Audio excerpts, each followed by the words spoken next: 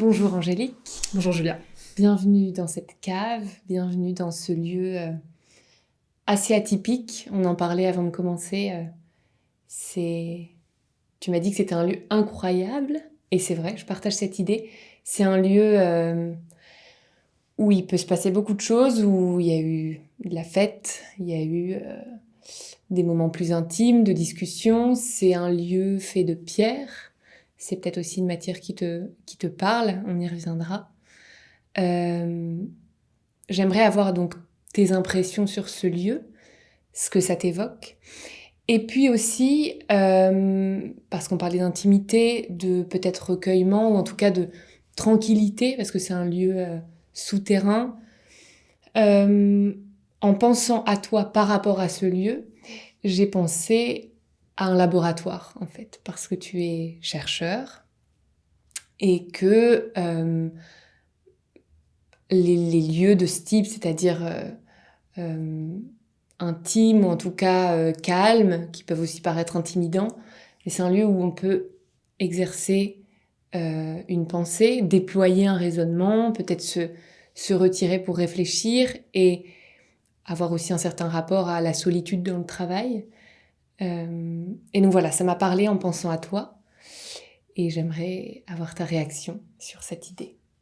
Alors ça m'amuse que tu me dises que ça ressemble à un laboratoire. J'y aurais jamais pensé, parce qu'aujourd'hui les laboratoires de recherche, c'est des grands espaces avec des ordinateurs, c'est très numérisé, ça ressemble à un open space classique. Et en même temps, euh, ça m'amuse beaucoup de cette évocation dans un lieu un peu souterrain, parce que parce qu'il y a beaucoup de recherches que je fais de façon un peu souterraine en ce moment, parce que mon parcours a eu des évolutions qui ne sont pas celles de la recherche classique. Et donc l'idée de cette interview dans un espace souterrain, elle m'amuse beaucoup.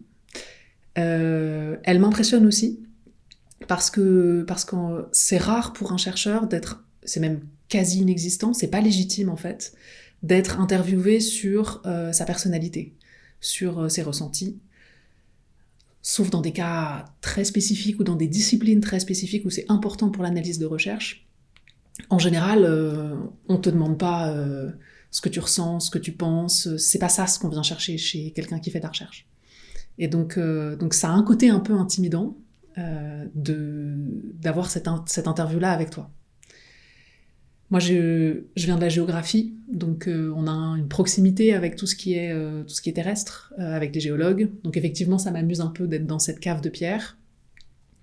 Et pour moi, ça m'évoque un caveau, en fait. Ça ressemble à ces caveaux où on fait de la musique, qui sont des espaces, qui sont à la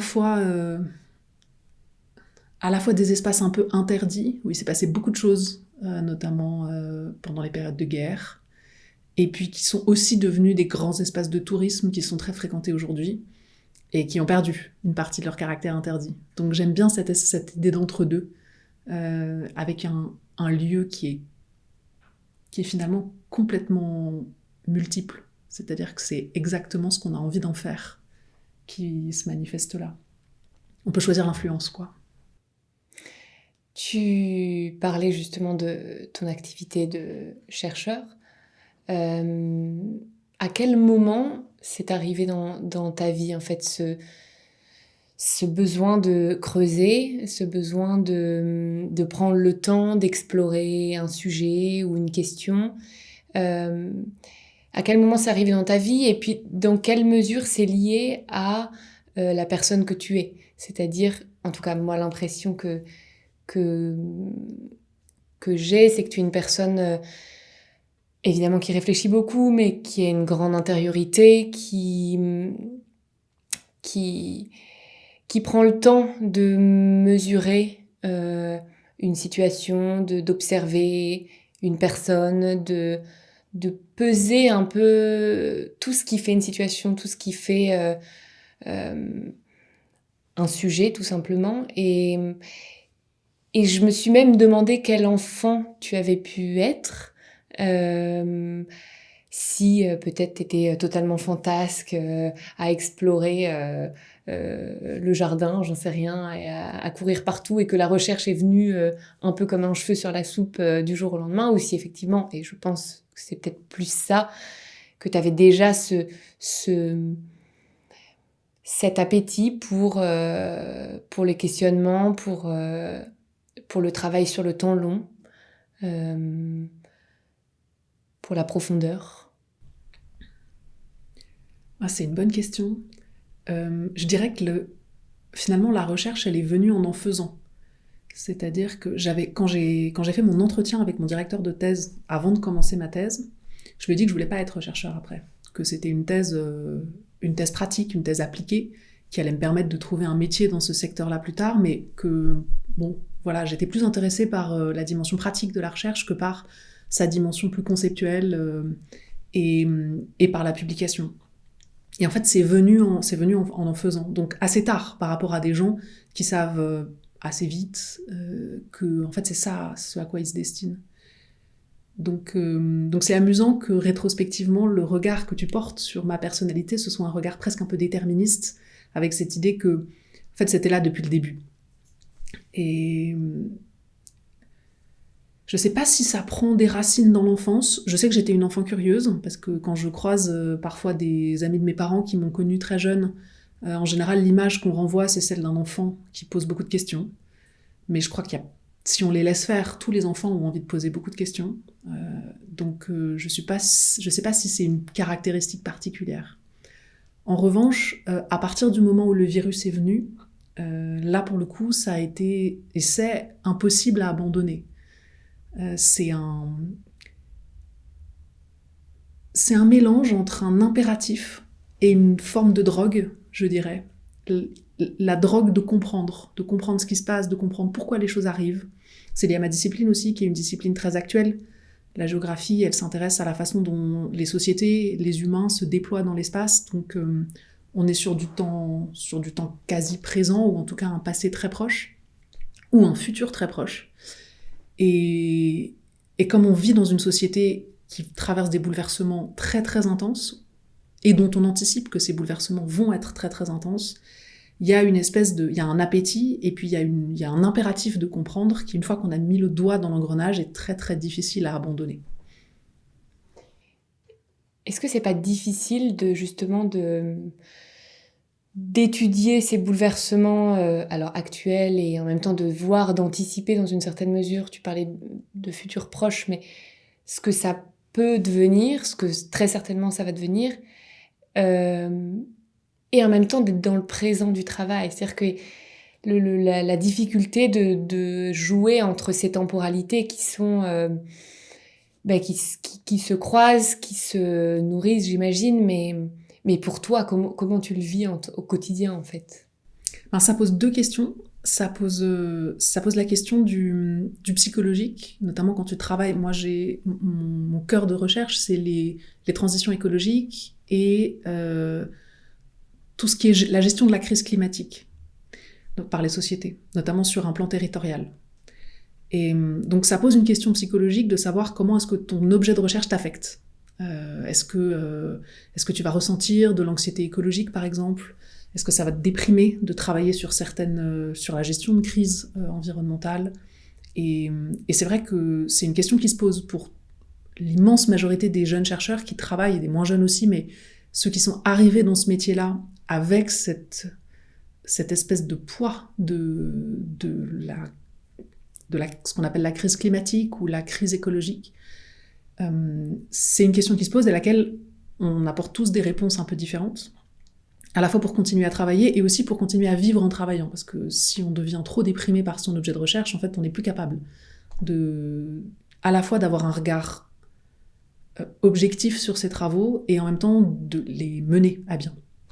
Et puis du coup, ça pose aussi la question de l'engagement. Une fois que tu as compris ce qui se passait, une fois que tu as mis à jour les rouages de la façon dont les sociétés rentrent dans cette crise, qu'est-ce que ça change dans les rapports de pouvoir, dans la façon dont les sociétés se construisent, qu'est-ce que t'en fais personnellement ? Comment tu t'engages ? Est-ce que tu t'engages ? Est-ce que tu t'engages pas ? Est-ce que c'est aux chercheurs de s'engager ? Enfin, ça ouvre plein de questions sur ton positionnement à toi, à la fois en tant que citoyen et en tant que chercheur.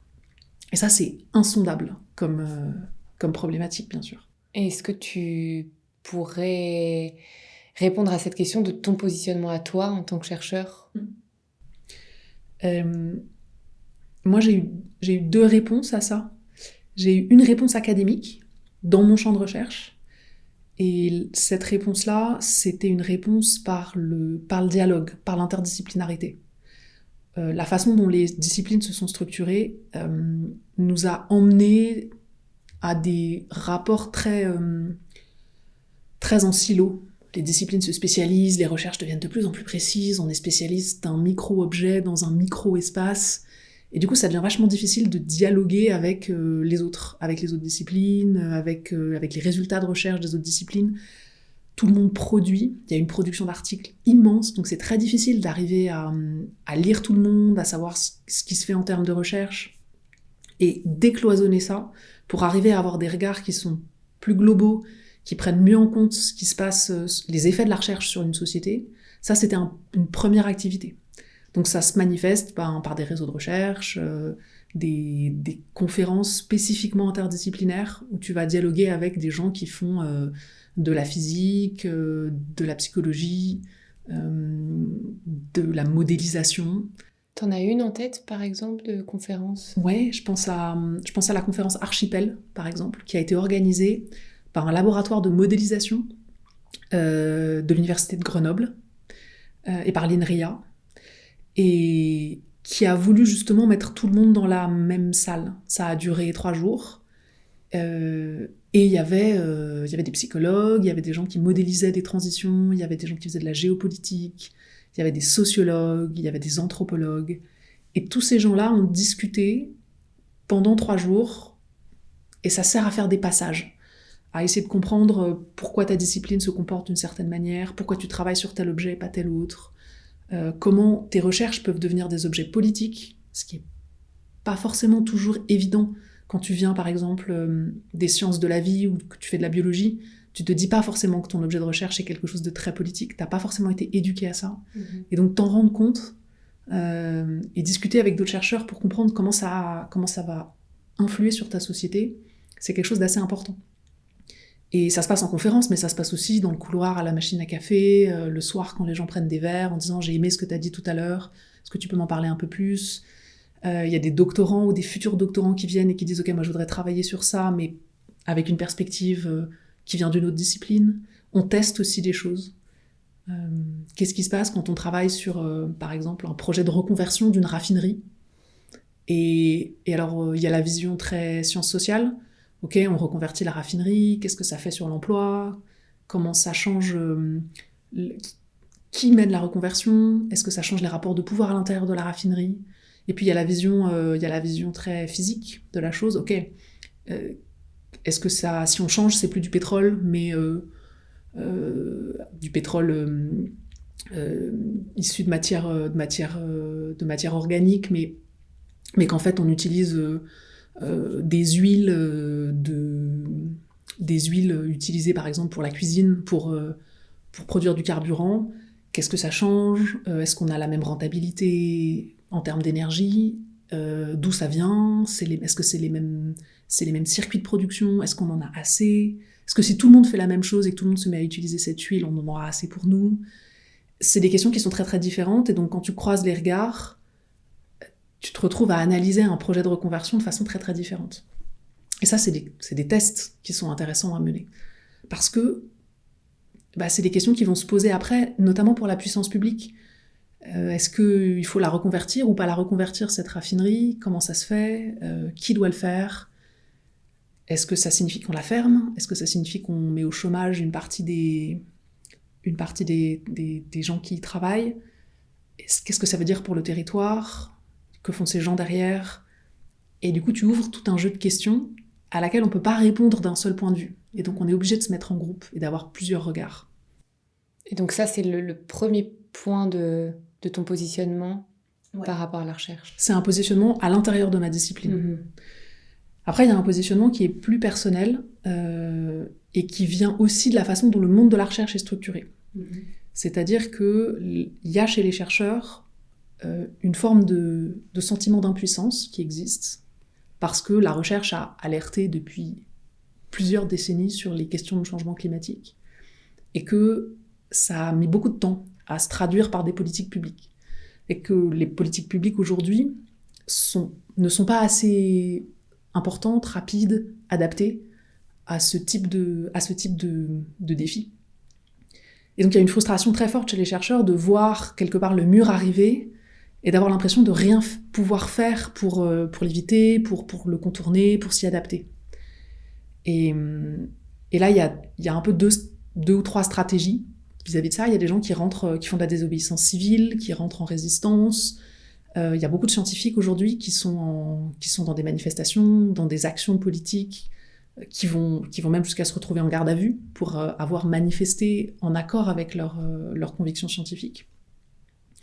Il y a une deuxième branche qui est plus une branche de prise de pouvoir, dans une certaine mesure, qui consiste à rentrer dans les administrations publiques, ou pour certains dans des entreprises, en se disant qu'on va y avoir un impact, qu'on va y apporter des questionnements qui pour l'instant n'y sont pas. Et moi, c'est plutôt ce positionnement-là que j'ai choisi. C'est de rentrer dans le système en sachant que le système va vous changer. C'est comme ça. Ça, on pourra éventuellement en discuter, mais on sait en sciences sociales que quand on rentre sur un terrain, le terrain vous change, vous modifie votre perception. Donc, je sais que ça va changer mon regard. Et en même temps, je sais qu'il y a des questionnements qui doivent être apportés dans ces arènes-là. Donc là, tu parles de ton entrée à l'ENA. Alors ça s'appelle plus l'ENA, ça s'appelle l'Institut National du Service Public, ça a changé de nom. D'accord. Mais oui, dans une certaine mesure. Ça veut aussi dire, ça, c'est des choses qui se sont manifestées aussi avant, avec des missions d'expertise, du conseil pas politique, mais du conseil aux autorités publiques, sur des questions de transition, de stratégie énergétique, par exemple.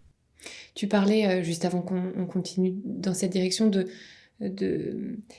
du mur que les chercheurs ont vu arriver. À quel moment de l'avancée du mur, toi, tu es entré dans la recherche ? C'est-à-dire, quel était l'état... Qu'est-ce que tu as perçu de l'état de la situation en entrant dans la recherche ? Au début, je l'ai pas vu. Moi, j'ai commencé ma thèse en 2012. Et j'ai fait une thèse sur la construction de l'Union européenne de l'énergie. Et à cette époque-là, c'était les questions de transition énergétique, c'était très avant-garde, elles arrivaient très doucement dans le secteur. Et donc moi, j'ai pu faire une thèse sur la construction de l'Union européenne de l'énergie, en abordant les questions de transition vraiment à la fin de la thèse. Parce que quand j'ai soutenu en 2016, là, ça avait commencé à être un vrai sujet. Donc, un sujet pour l'Union européenne. Donc, j'étais à un moment de bascule politique. Ça avait été vu avant par le secteur de la recherche, mais moi, quand j'ai commencé à apprendre à être chercheur, je l'ai vu que dans un deuxième temps. Et donc, j'ai commencé à travailler dessus, mais principalement après avoir soutenu ma thèse. Qu'est-ce que ça a généré en toi ? Est-ce que petit à petit, t'as été en colère ? Est-ce que petit à petit, t'as été choquée ? Est-ce que petit à petit... Est-ce que même, tout bêtement, tu es en colère ? Est-ce que ta réaction première, même toujours aujourd'hui, c'est d'être en colère ou c'est de contrôler une émotion qui pourrait surgir parce que c'est tout à fait légitime, c'est tout à fait normal aussi face à la situation, face à ce que tu étudies ?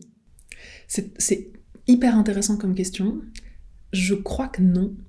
C'est-à-dire que quand tu rentres dans un sujet par les aspects très techniques, que tu vas vivre avec des gens, tu vas faire du terrain, tu vas vivre avec des gens dont le métier, c'est de naviguer des normes qu'ils n'ont pas produit eux-mêmes, de mettre en place des projets qui sont contraints par du droit, des normes, des pratiques qui sont en place depuis longtemps, et que tu vis pendant longtemps avec ces gens, tu comprends leur système de contraintes, tu comprends pourquoi ils agissent comme ça, tu comprends d'où ils viennent, comment ils ont été formés, et du coup tu comprends pourquoi est-ce qu'il y a des choses qu'ils ne sont pas capables de voir.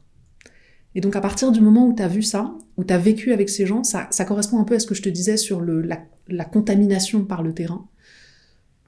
Tu vas vivre avec des gens qui ont une formation d'ingénieur, qui sont des spécialistes des systèmes électriques et qui ont toute leur vie appris comment ça marche un système électrique.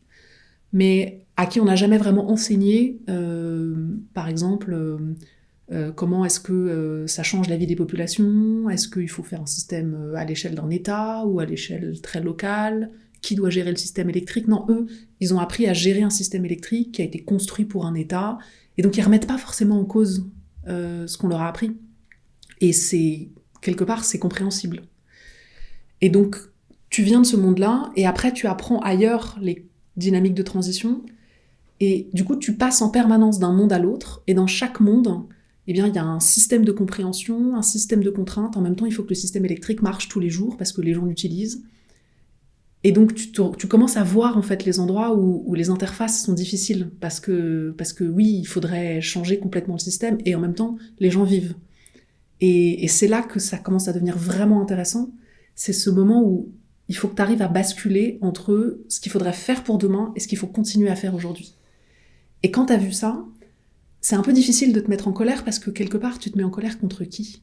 Tu te mets en colère contre un système qui est tentaculaire, qui est un héritage, qui est quelque chose que personne n'a vraiment voulu comme il est, mais qui est la construction de tas de briques qu'on a fait pour optimiser un truc, résoudre tel problème. Et il faut que tu arrives à changer ce système-là. Et donc, c'est très fatigant d'être en colère contre un système, parce que par où tu le prends ? Comment tu le changes ? Et donc c'est un défi monumental, c'est extrêmement intéressant, faut le faire, mais je comprends très bien la colère notamment de mes étudiants, que je vois parce que j'enseigne aussi, et que je vois cette colère de mais que font les gens qui sont au pouvoir, que font les adultes. Et en étant avec les étudiants, tu partages leur colère, et quand tu vas dans les politiques, au sein des politiques publiques ou au sein des gens qui administrent techniquement nos systèmes électriques ou énergétiques, tu comprends aussi pourquoi ils fonctionnent comme ça et pourquoi ils pensent comme ça. Et ça veut dire, j'imagine, la tâche ô combien difficile de créer, parce que tu dis il faut trouver un élément de bascule, ou en tout cas l'équilibre entre un système qui existe et quelque chose qu'il faut changer, j'allais dire améliorer, mais c'est plus que ça, changer, c'est en fait créer quelque chose au milieu, je sais pas si c'est au milieu, entre, ou alors, en tout cas, créer quelque chose avec déjà une matière qui est là, mais sans modèle quelque part aussi. Et donc, c'est pas créer à partir de rien, mais c'est créer quelque chose avec une vision, mais sans élément de référence, ou en tout cas sans image exacte de ce à quoi tu peux arriver pour résoudre je sais pas, c'est pas un dilemme, ce problème. Et en t'écoutant parler, je sais pas pourquoi, mais ça me fait faire le pont avec... alors c'est pas l'ENA, c'est... L'INSP. L'INSP, très bien. Pardon pour ça. C'est pas encore complètement rentré dans les esprits. Hein. Et je sais pas si ça le rentrera un jour. Donc c'est normal. En tout cas, c'est le terme exact. C'est le terme exact. En t'écoutant parler, parce que j'ai l'impression de ce que tu m'as un peu raconté de l'INSP. Je sais pas pourquoi m'est venue en tête l'idée que c'est un peu l'école de l'altérité, dans le sens où il y a plein de profils différents, t'es confronté à des gens, comme on le disait, qui peuvent entrer à 23 ans, des gens qui ont déjà eu une carrière, des gens qui... Et en fait, c'est aussi ça que tu décris dans la recherche, dans ce à quoi tu es confronté, c'est-à-dire des gens qui ont une réalité autre que la tienne, des profils très très différents, des problématiques différentes. Et en fait, j'ai l'impression que c'est peut-être l'une de tes capacités, tes qualités les plus grandes, d'être capable en fait de voir tout ça, d'avoir une palette énorme de problématiques, de personnalité, de sensibilité, de connaissances, et d'être capable de créer quelque chose à partir de ça, de gérer ça. Enfin, c'est en ça que je parle d'école de l'altérité, c'est peut-être très très mal dit, mais dans le sens, l'école où tu te confrontes à l'autre, mais à une infinité d'autres, en fait. Je sais pas si ça te parle. Ouais. Il y a 2 choses sur lesquelles j'aimerais rebondir dans Oui. ce que tu me dis. La première, c'est que ce que je te décris comme positionnement, c'est un positionnement de passeur. C'est-à-dire, c'est un positionnement de gens qui passent, de personnes qui passent entre des mondes différents et qui s'adaptent dans une certaine mesure, cherchent à comprendre chacun de ces mondes, ce qui est un positionnement très recherche, très sciences sociales, où on fait du terrain, il y a des gens qui travaillent sur des ethnographies, où on s'intéresse vraiment à l'individu, et à son parcours, mais il y a des gens qui travaillent sur la façon dont une institution se compose d'individus, qui travaillent plutôt sur des groupes, mais c'est cette idée qu'on va essayer de comprendre l'endroit dans lequel on est. Ça a plein de qualités, de dialogue, etc. Mais ça a un défaut, c'est qu'à partir du moment où tu as compris le système, c'est très difficile d'imaginer la façon dont tu pourrais le changer. Et c'est là que tu as besoin d'avoir des radicalités extérieures, des moments de choc, des moments de crise, qui t'obligent à changer des choses, qu'autrement, t'as pas forcément la vision de la manière dont tu pourrais les changer. Par exemple ? Je vais te prendre un exemple qui vient d'un film que j'aime bien. C'est Interstellar. Ça correspond bien à la situation qu'on est en train de décrire. On est dans une situation où, en gros, l'humanité a complètement épuisé la Terre et elle doit partir dans les étoiles. Truc classique de science-fiction. Et il y a un scientifique qui est joué par Michael Caine, qui est le grand scientifique de sa génération, qui cherche une équation qui va lui permettre, en gros, qui permet à l'humanité de quitter la Terre et d'aller vivre ailleurs. Il la cherche toute sa vie. C'est le plus grand scientifique de sa génération. Il la trouve pas. Parce qu'il vient du système. Il est trop, quelque part, il est trop pris dans ce qu'il connaît déjà pour arriver à imaginer autre chose. Et non seulement il n'arrive pas à la trouver, mais en plus, il meurt désespéré parce que il n'arrive pas à voir que quelqu'un d'autre, qui vient d'ailleurs, avec un esprit différent, va pouvoir la trouver, cette équation. Et cette personne, c'est son élève, elle est sous son nez, c'est lui qui la forme, mais il voit pas que c'est elle qui va trouver ce que lui ne peut pas voir. Et donc il meurt, il est désespéré, et en fait, il a formé la génération qui va voir le monde de façon complètement différente, être capable de le changer, mais lui, il peut pas.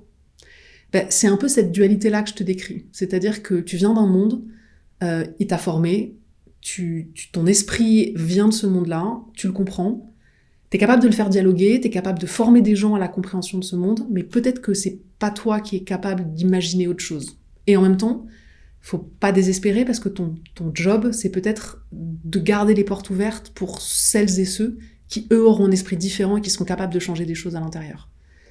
Tu vois ce que je veux dire ? Donc c'est ça le point faible, en fait, d'être capable de comprendre tout et de parler à tout le monde, c'est que, quelque part, du coup, tu perds ta capacité à changer le système. Mais du coup, ça rend crucial l'idée de transmission. Absolument. Et alors, je sais pas à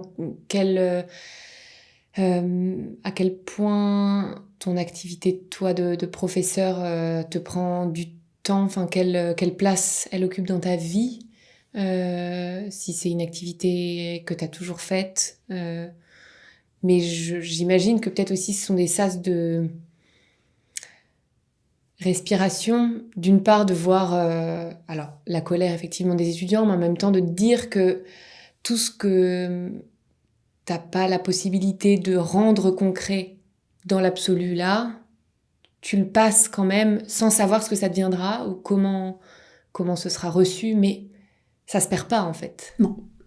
Et c'est là que tu combats dans une certaine mesure l'angoisse et l'anxiété écologique. C'est dans cette transmission.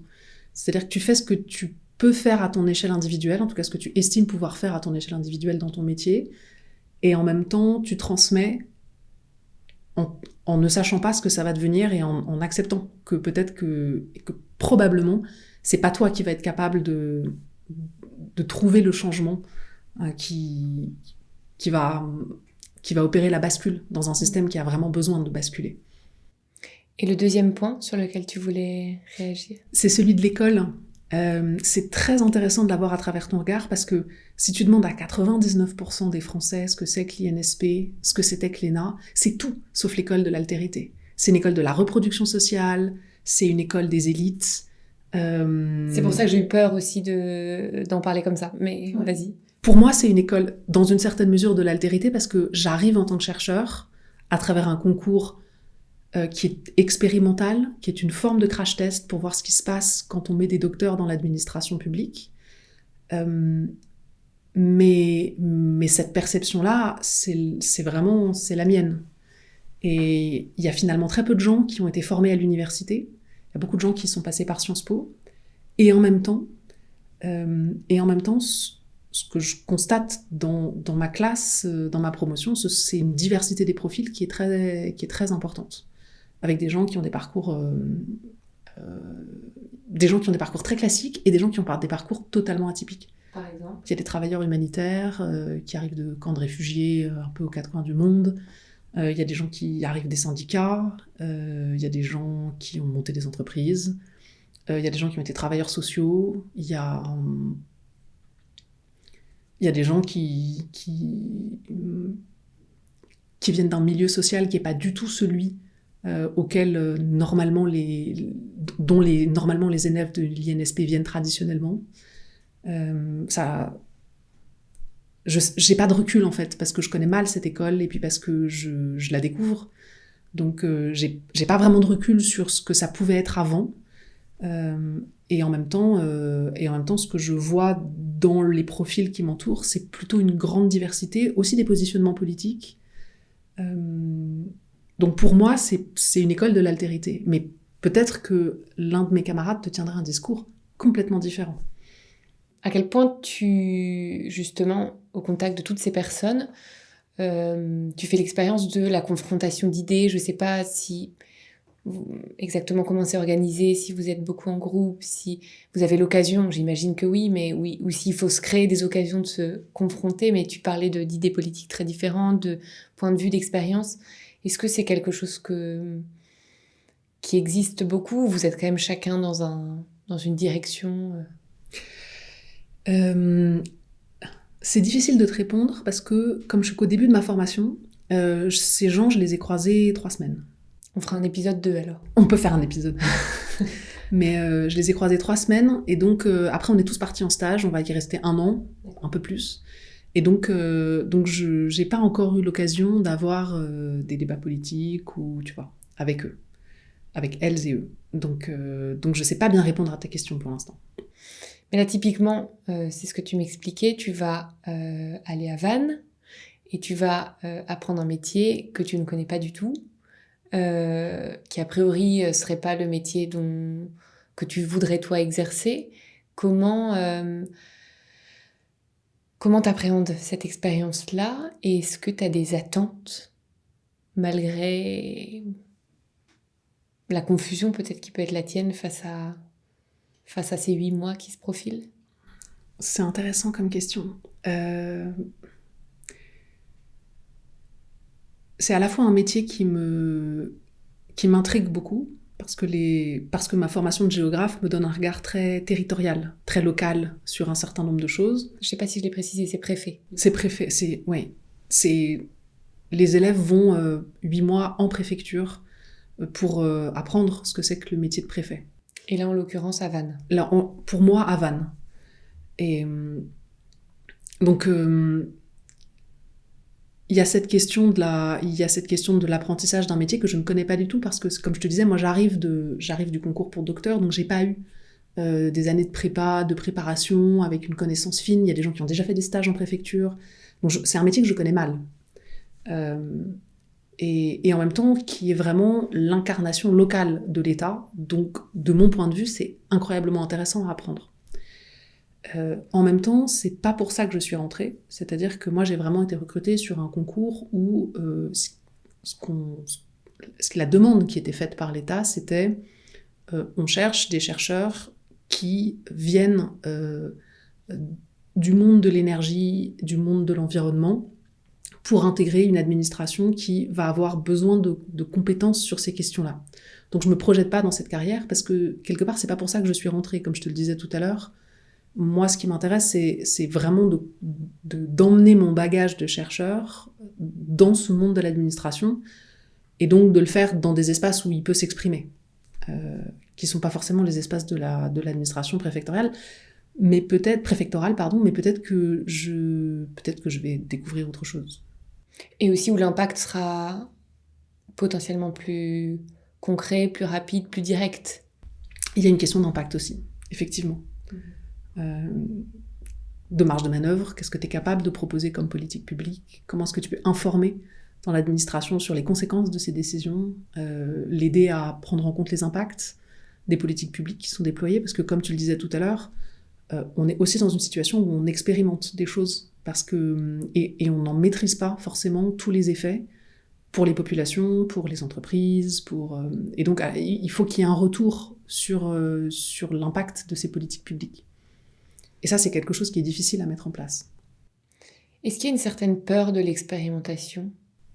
Il y a toujours une peur de l'expérimentation, et il y a toujours aussi une forme de peur du terrain. C'est ce que je te disais tout à l'heure, tu vas dans des mondes qui sont des mondes que tu ne maîtrises pas, auxquels il faut que tu t'adaptes, et dont tu sais qu'ils vont te changer. Donc ça fait beaucoup de facteurs. Parlons justement de cette question-là, justement, de la peur de se voir changer au contact du terrain. Ouais. Qu'est-ce qui, là, pour toi, serait le plus grave, entre guillemets ? Quelle est la chose en toi que tu voudrais surtout pas changer et que tu as peut-être peur de changer au contact du terrain ? C'est la capacité de recul. C'est ce que je te disais tout à l'heure, c'est-à-dire le fait de comprendre très bien avec mon métier de chercheur, mon bagage d'analyse et d'entrer en terrain, parce qu'on apprend à rentrer en terrain, on apprend à entrer en contact avec des acteurs qu'on ne connaît pas, qu'on apprend à connaître, on apprend à susciter leur discours pour comprendre ce qu'ils et elles font et vivent.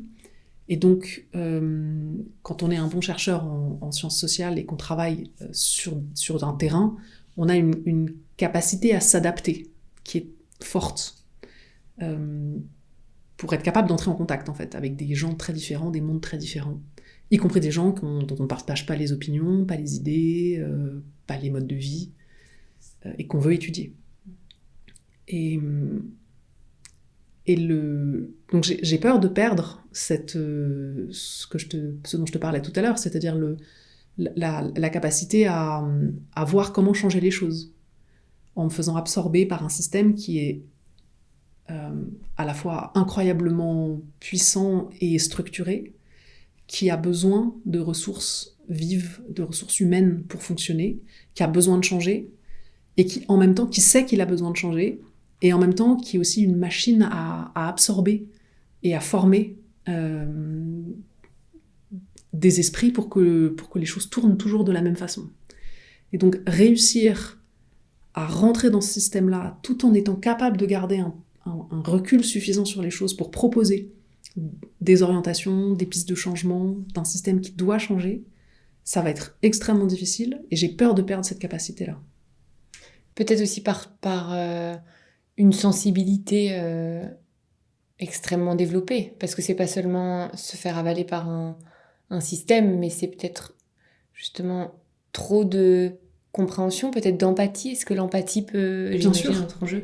Bien sûr, quand tu vis avec des gens tous les jours qui font quelque chose, c'est très difficile de pas les comprendre, de pas comprendre leur système de contraintes, pourquoi ils ont choisi ces trajectoires-là, pourquoi ils prennent certaines décisions, comment sous stress, sous tension, avec la fatigue, ces personnes peuvent prendre des décisions qui ensuite vont avoir des conséquences à très long terme. Et donc oui, il y a une forme, l'empathie là-dedans joue un rôle très important. Et c'est impossible de ne pas avoir d'empathie pour son terrain. Ou alors, c'est des choses qui se travaillent, on a des débriefings, on sort de terrain, mais là, quelque part, en choisissant cette voie-là, la sortie de terrain, elle n'existe plus.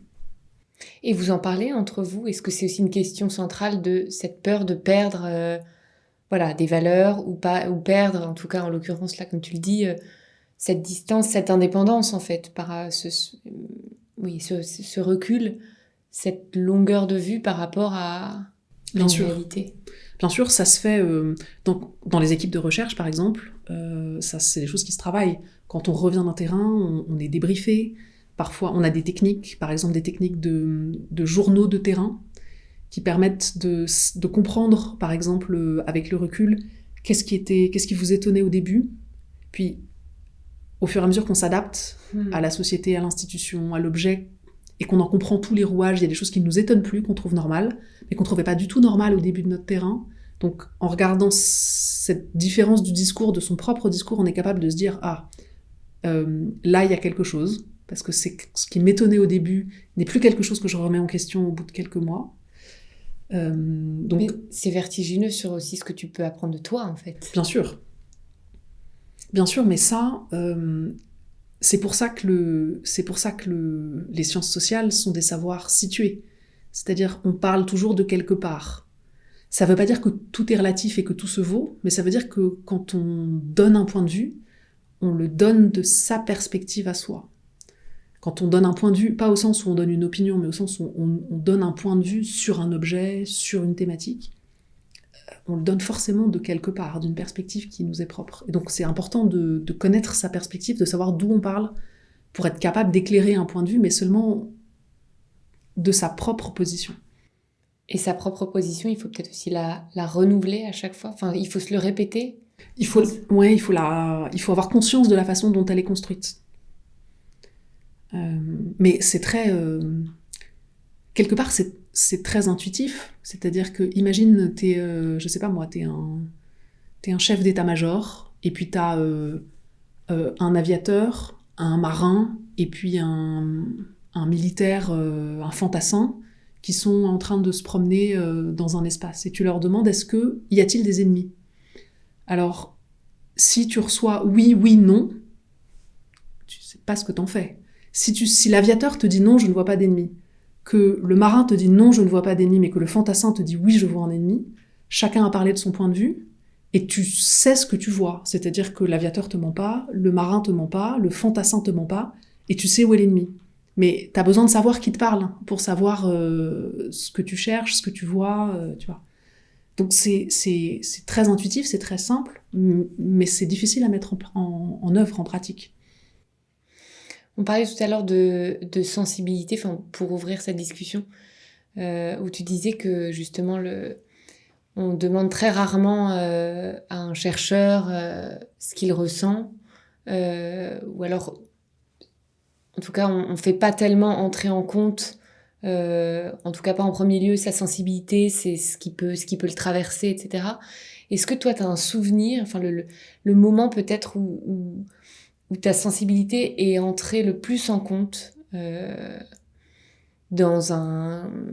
le travail, dans un travail de recherche ou sur le terrain, et où ça a pu jouer un rôle dans la manière dont tu travailles, dans une trajectoire que tu as prise ou pas prise? Ouais, y a une expérience que j'ai trouvée vraiment très intéressante sur ce plan-là. Bon, déjà, cette histoire de sensibilité, elle est fausse pour certaines disciplines. C'est-à-dire que pour les anthropologues, par exemple, ou pour certains sociologues, c'est très très important cette sensibilité-là. C'est même la façon dont tu utilises ta recherche dans une certaine mesure et dont tu la construis. Donc c'est mon positionnement à moi. Je viens d'une tradition disciplinaire qui met pas forcément ça en valeur. Mais peut-être la fois où je l'ai ressenti de la façon la plus forte, c'est j'ai fait un terrain auprès d'un réseau qui s'appelle le réseau TEPOS, Territoire à énergie positive, et qui est en fait un réseau de toutes petites communes, petites villes, dont les maires ou les personnels municipaux, lorsqu'ils existent, lorsque c'est pas le maire tout seul, se retrouvent tous les ans pour échanger des pratiques sur la transition. Dans les faits, c'est 500 personnes qui débarquent dans une petite ville, souvent dans des territoires qui sont des territoires de déprise, c'est-à-dire que ça va être difficile de trouver des espaces de logement. Il y a une partie du parc immobilier de la mairie qui va pas être utilisable, une partie des bâtiments de la ville qui vont être abandonnés. Donc vraiment dans des espaces que tu n'imagines pas être les espaces à l'avant-garde d'une transition écologique. Et dont on parle dans les médias comme étant des espaces qu'il faut restructurer, revitaliser, qui ne sont pas les avant-gardes en fait de la modernité telle qu'elle est vendue dans le discours médiatique.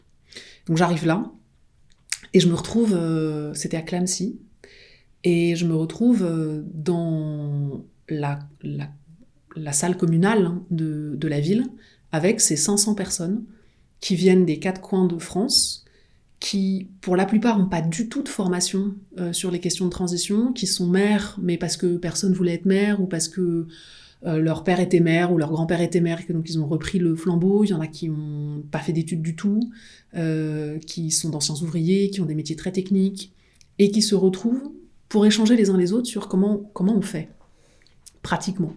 Alors ça donne des discussions qui sont merveilleuses, qui vont de je comprends pas les subventions de Bruxelles, c'est un dossier de 150 pages, puis il y en a une partie en anglais, qu'est-ce que je fais ?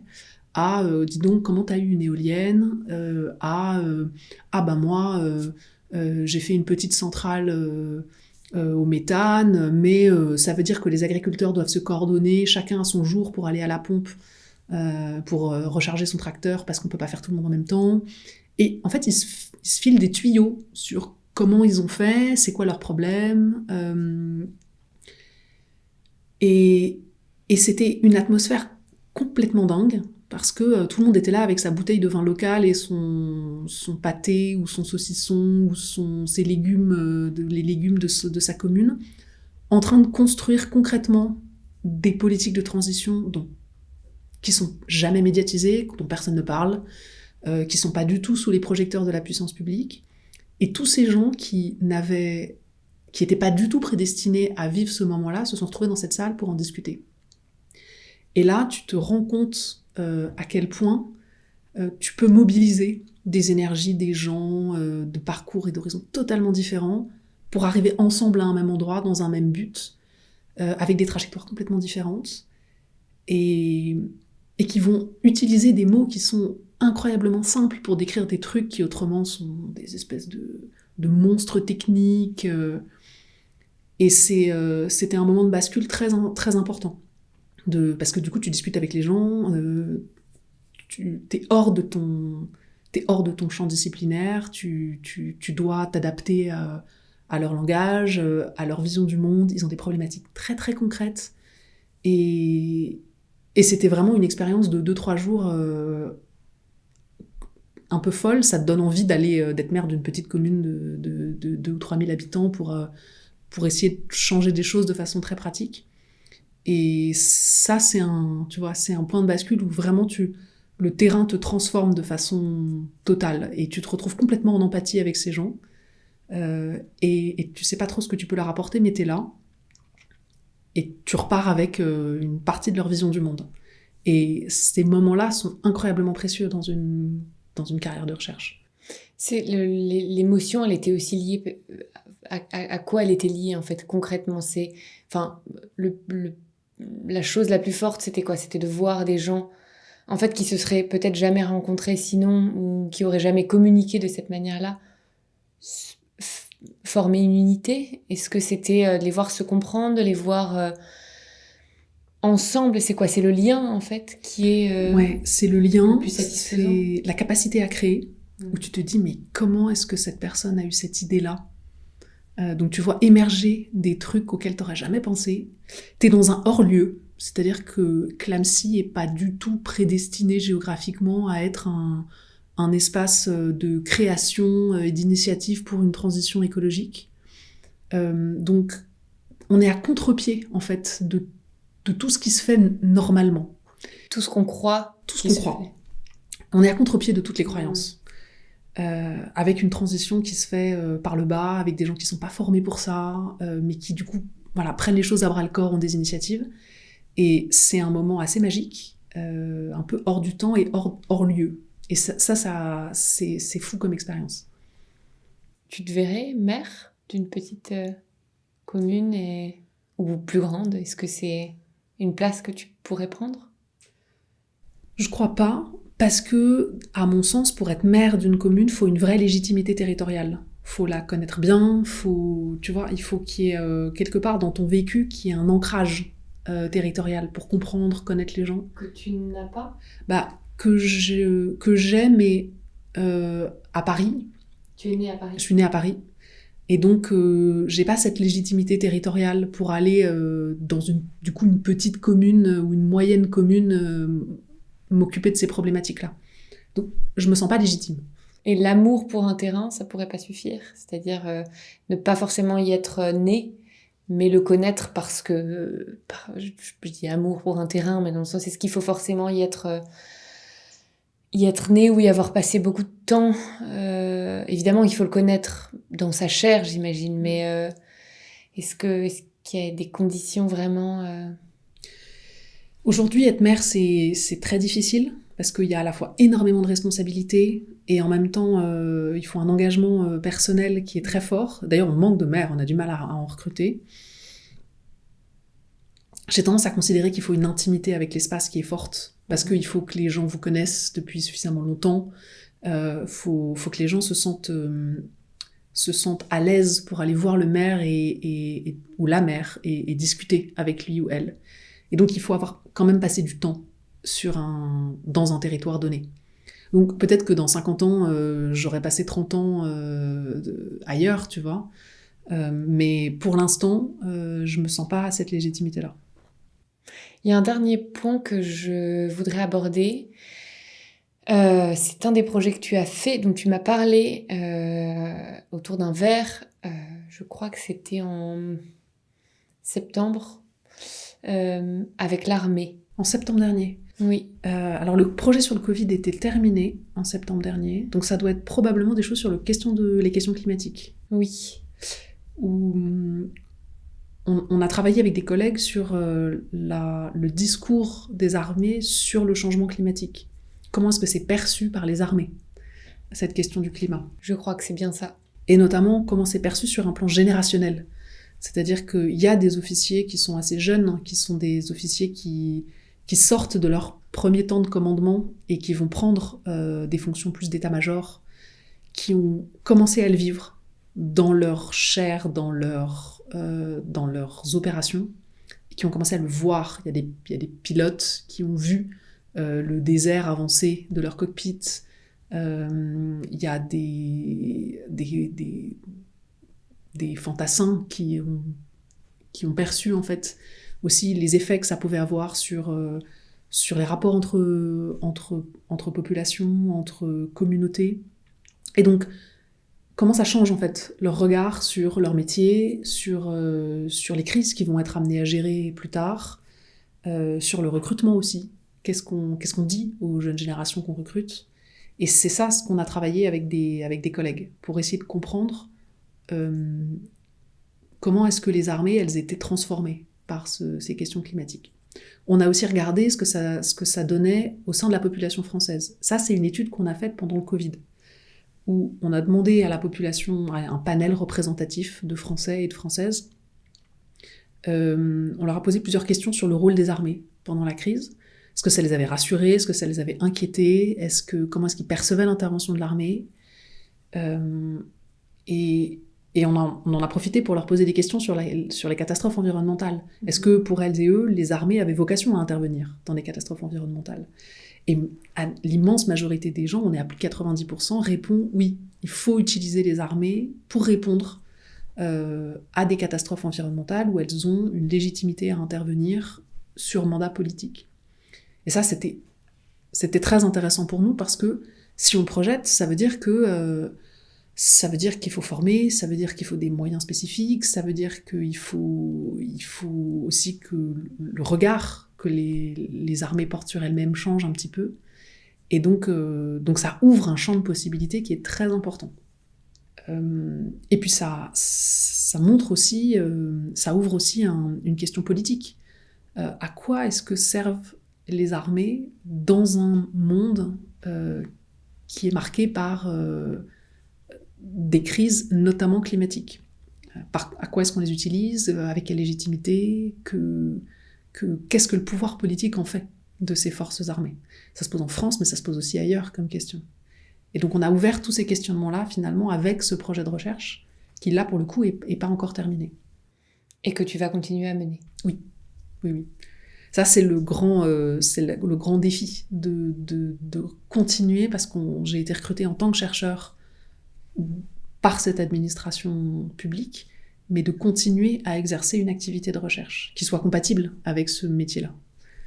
Donc si j'étais si je faisais de la physique nucléaire, ce serait compliqué parce qu'il me faudrait un laboratoire, il me faudrait des infrastructures de recherche, mais en tant que chercheuse en sciences sociales, dans une certaine mesure, c'est possible. Donc j'ai beaucoup de chance. Merci beaucoup Angélique. Merci à toi. Pour cette discussion. Merci.